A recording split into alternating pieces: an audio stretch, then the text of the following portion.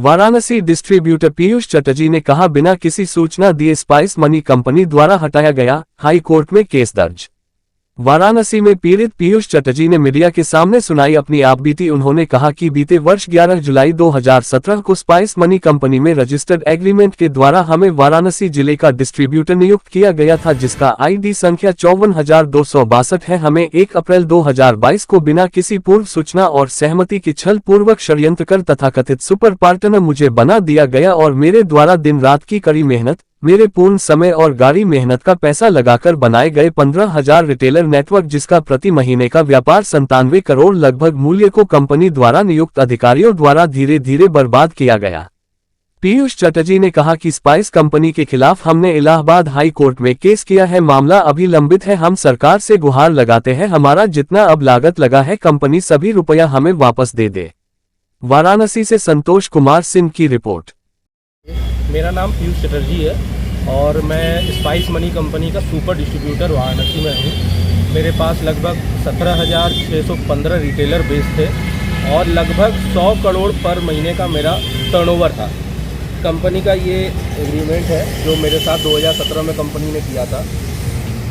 उसके बाद इन्होंने अचानक से जो है 2024 में मुझे एक लेटर भेजा, show cause notice. Show cause notice के अंदर जो है मुझसे ज़बरदस्ती जो है कि कारण बताओ पूछा गया कि आपका बिज़नेस नहीं हो पा रहा है, आप जो है कंपनी आपको हटा।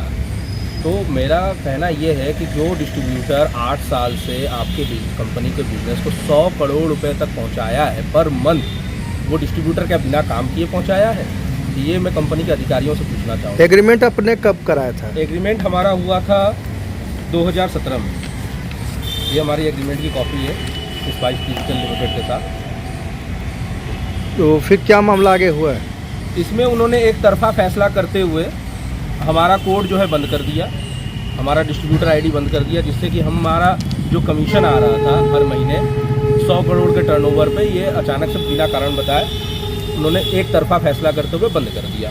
मैंने इसके खिलाफ जो है माननीय उच्च न्यायालय में अपील दिया है, केस किया हूँ कंपनी के खिलाफ।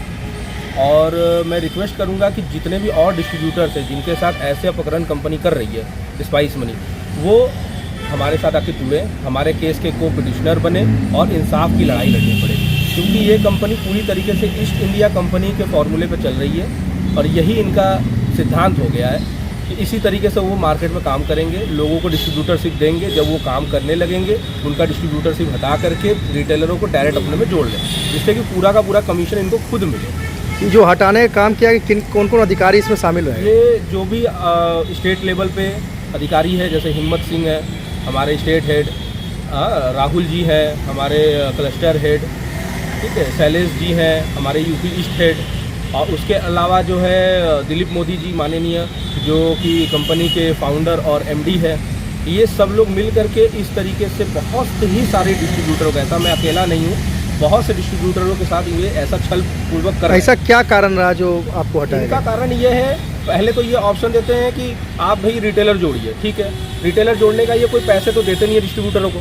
जब रिटेलर काम करता है उसमें से जो प्रॉफिट कंपनी को आता है उसी में से वो डिस्ट्रीब्यूटर्स को देते हैं। अब वो चाह रहे हैं कि वो जो प्रॉफिट में से हिस्सा डिस्ट्रीब्यूटरों को देना पड़ रहा है, जो वो मेहनत करके रिटेलरों को जोड़े, वो ये खुद ही रखना चाह रहा है।